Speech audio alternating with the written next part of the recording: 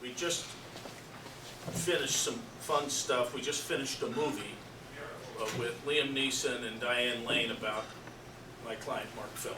And I don't think it's shown here. It's kind of shown in art houses around. It's a pretty good movie. If you ever get a chance to see it, maybe it'll be coming out on Netflix in January, so it'd be kind of fun for you to see. So let me talk to you a little bit about maybe my experience in this and how I got into this thing with Deep Throat and why I was interested in it, and maybe that might pique some interest in you all, because there's a lot going on now in Washington that has a lot of the same issues. Where there's a lot of investigations now of the Trump administration, and maybe the past administration too, about different things that may have been done that may or may not have been correct. I studied government in college and was always interested in just the whole field of federal prosecutions, federal law. And so I went to law school and always wanted to be a federal prosecutor. And I thought it was really important in those days. And my brothers and sisters all lived through this, and Ted Jordan did the Vietnam War. There's a real sense in the country that the government wasn't really being straight with us. There's all sorts of things happening. We're really lied to about the Vietnam War. We got into it probably on false premises, and that's been documented. But there was a real feeling among younger people in the country that things really needed to be straightened up. We were doing a great job of prosecuting poor people for street crimes, but not a real good job of prosecuting what you call white-collar crime. People who are in business suits cheating people, or people in government who are not doing the right thing. So I was very interested in that.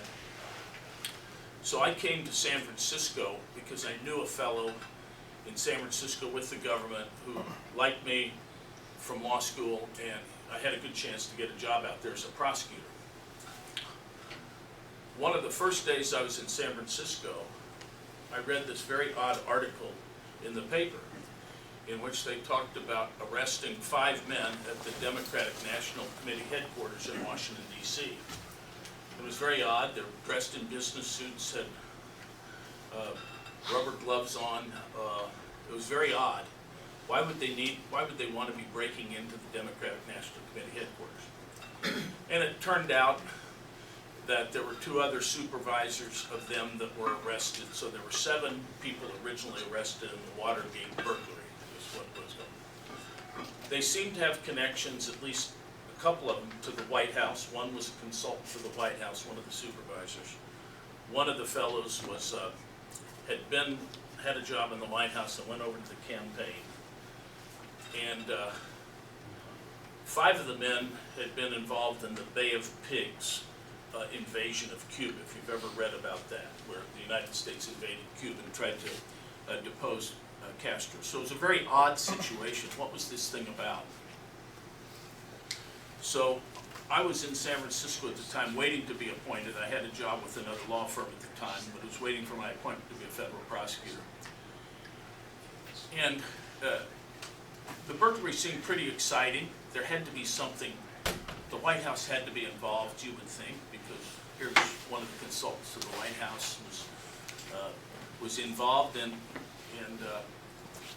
they're breaking in on the Democrats, and it was a Republican administration. So it's kind of odd, but it was exciting. The newspapers reported it in a very exciting fashion. But as the summer went on, the story tended to lose its sting.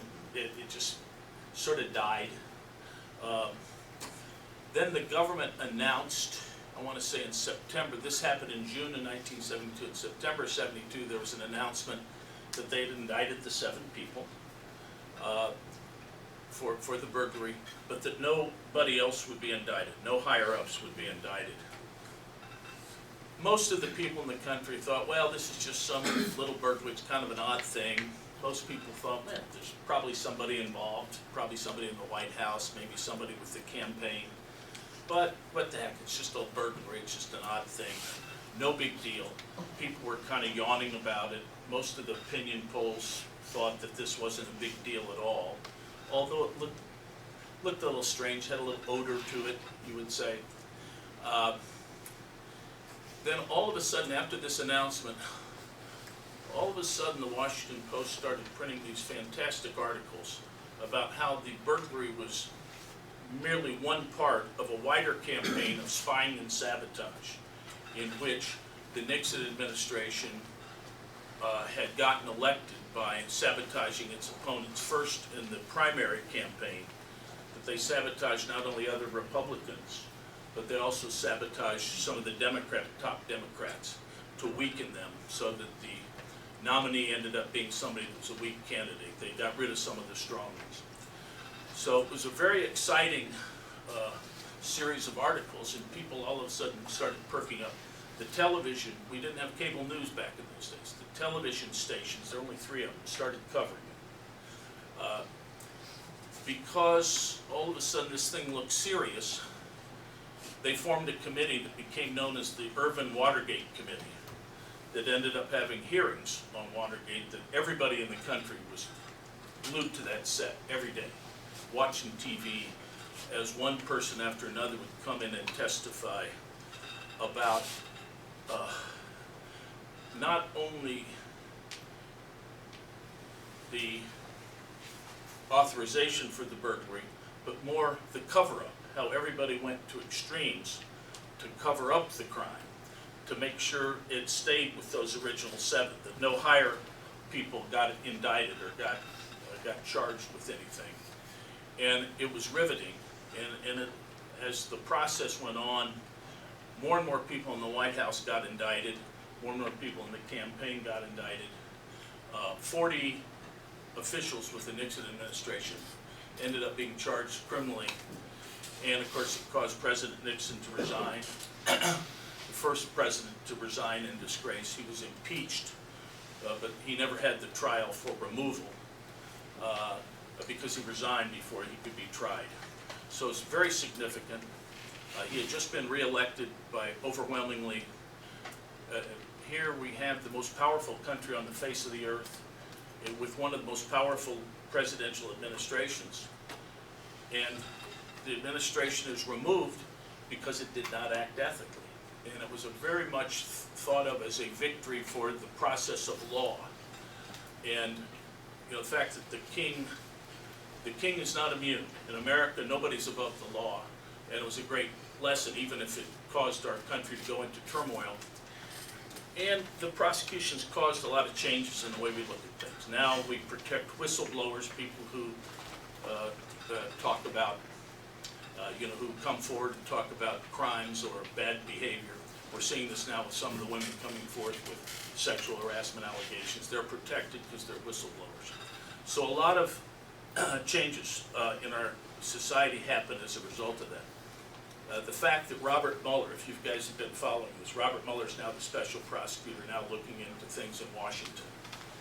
The notion of a special prosecutor started with Watergate too, where eventually Congress hounded the administration to make sure that an independent prosecutor, not part of the administration, came in to investigate this, because the administration in power couldn't be trusted to investigate itself. That all came out of Watergate. So now, right as Richard Nixon is on his last legs, a book comes out, All the President's Men. Have any of you read All the President's Men or have seen the movie? Have you seen that? All right. Ted had talked about it earlier.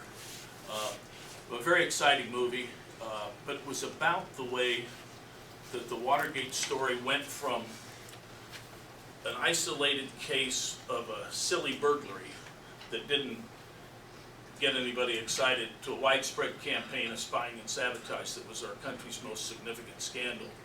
It came about because the Washington Post uncovered the story and put it in a broad context so that people could understand. And it turns out from their book there was this fellow named Deep Throat that was their main source for doing that, for breaking the scandal open. And he was a fellow who would meet with Woodward late at night in a garage. He would make Woodward take, Bob Woodward was a reporter for the Washington Post. He would make Bob Woodward take a couple of cabs to make sure he wasn't followed. They would have secret signals to arrange a meeting. When Bob Woodward wanted to have a meeting, he would put a flag in his flower pot on the balcony of his apartment, and he'd put a red flag out. And when he put the red flag out, that meant they were going to meet in the garage that night. And if Deep Throat wanted a meeting, what he would do is they delivered New York Times to Woodward's apartment building. He would put a clock on a certain page of the New York Times with the time, and if Bob Woodward opened his New York Times and found a clock on page 20, he would know that they were going to meet that night at a certain time. Through this cooperation with this fellow Deep Throat, Woodward and the Post were able to tell the broader story of Watergate and put the burglary in its true criminal context. And really, that reporting really made a big difference in our society. So I was now a federal prosecutor when I read this book about Deep Throat. I thought, well, now who is this Deep Throat? This guy did something that was really significant. Who is he? If he's a guy that was just sort of an ethical guy in the White House, let's say, who decided that he couldn't stand to remain silent, well, okay, that's great. You've got this guy Deep Throat, but does it tell us much about our system of government? Not really. I was in the Justice Department, and I always felt that Deep Throat must have been a guy in the Justice Department that was trying to do his job. So I always thought of that Deep Throat must have been a person, I hoped he was a person who was involved professionally in trying to do right and had done this with Woodward to make sure that these crimes wouldn't be covered up. So I became real interested in who Deep Throat was. And so after I studied it and thought about it, and there were clues in the book, I finally figured out, like in 1977 or so, who I thought it was. Now, nobody had identified him yet. And I felt I thought it was a guy named Mark Felt, who was a high official in the FBI, who I thought was the person who did this. And used to read articles all the time about who's Deep Throat, who's Deep Throat. People wrote books, who's Deep Throat, who's Deep Throat. Well, I didn't think anybody would pay any attention to me, so I forgot about it. Went on my way, raised a family, practiced law. And I'm at my dinner table one Sunday, and we used to have my daughter's friends come up from Stanford University. I live in San Francisco, or outside San Francisco. And my daughter went to Stanford, which is nearby.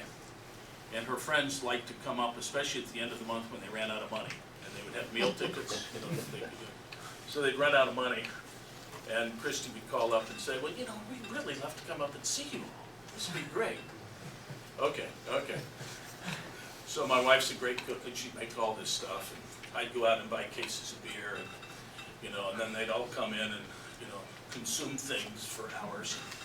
We used to do this, and we're doing this one nice day, one nice Sunday day, and I'm going to say April of 2002. And so we're sitting around the table, and I'm telling stories about our father, who used to be an FBI agent, and he was an FBI agent in South America, and he was supposed to be an undercover guy, and the Germans figured out who he was, and I was telling all these stories about how my father was a terrible spy. And then he quit the FBI and became a lawyer and had 8 children. So, the kid across the table from me said, hey, Big John, maybe your father knew my grandfather. He was in the FBI. I said, oh, is that right? Your grandfather's in the FBI? Well, my dad used to talk about his friends. Who's who's your grandfather? And he said, well, he was a guy, maybe you've heard of him, he was a pretty high up guy in the FBI, his name's Mark Felt.